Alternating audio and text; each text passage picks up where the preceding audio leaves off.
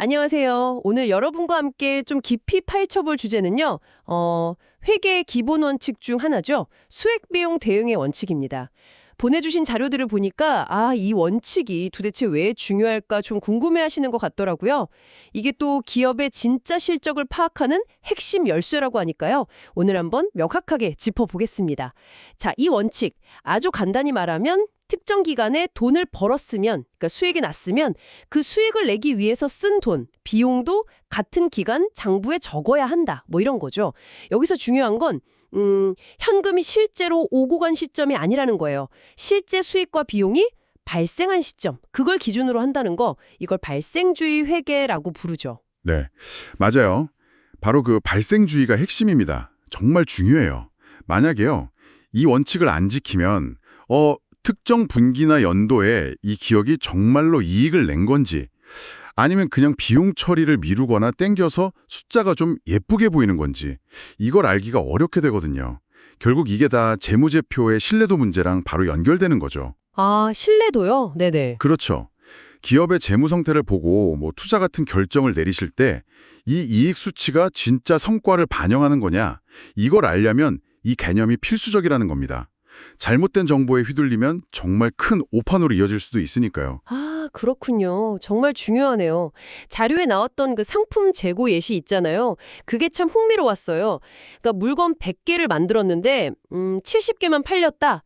그러면 딱 그 팔린 70개 만드는데 들어간 돈만 비용으로 잡고 나머지 30개는 재고 자산으로 남겨둔다. 이런 거죠. 수익이 생긴 만큼만 비용을 딱 연결시킨다. 이런 개념으로 이해하면 될까요? 정확합니다.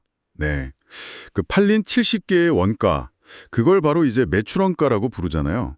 이렇게 수익, 그러니까 매출하고 직접적인 원인, 결과 관계가 명확한 비용이 있어요. 이런 건 수익이 발생했을 때, 그때 같이 인식을 하는 거죠. 이걸 직접 대응이라고 하고요. 반면에 광고비나 사무실 월세 같은 거요.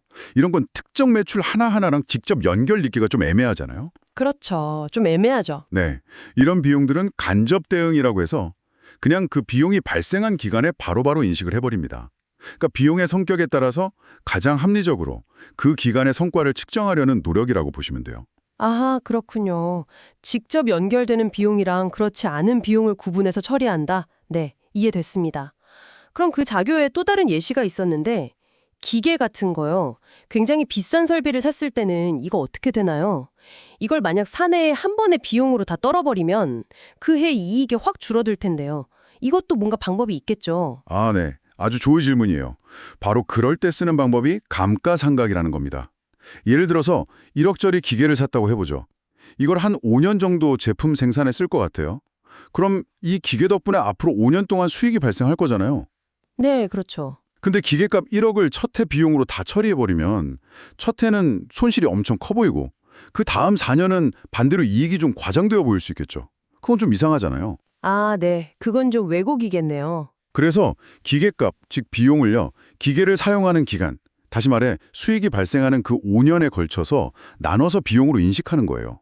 매년 2천만 원씩, 감가상각비라는 이름으로 말이죠. 아, 그러니까 기계라는 자산이 시간이 지나면서 닳거나 가치가 줄어드는 걸 반영하는 동시에 또 그 기계가 수익 만드는 데 기여하는 그 기간에 맞춰서 비용도 착착 나눠서 인식한다. 이런 거군요. 이것도 결국엔 그 수익이랑 비용을 같은 기간에 짝지으려는 거네요. 그쵸? 맞습니다. 네. 핵심은 그거예요. 수익 창출에 기여한 만큼 관련된 비용도 그 기간에 함께 인식한다. 재고든 기계든 다 같은 원리라고 보시면 됩니다. 이렇게 해야만 특정 기간의 경영 성과, 우리가 보통 말하는 순이익이 왜곡 없이 제대로 나타나는 거거든요. 단순히 현금이 얼마 들어오고 나갔는지 보여주는 현금 흐름표만 봐서는 알 수 없는 기업의 진짜 수익성을 보여주는 거죠. 와, 오늘 수익비용 대응의 원칙, 이거 정말 제대로 알아본 것 같습니다.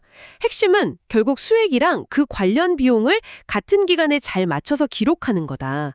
그래서 기업의 실제 성과를 정확히 보여주자, 이거였네요.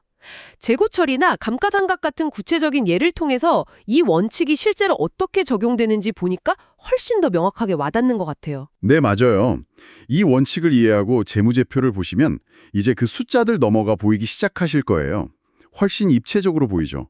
단순한 이익 수치가 아니라 그 뒤에 숨어있는 기업 활동의 결과나 효율성 같은 것들을 읽어낼 수 있게 되거든요.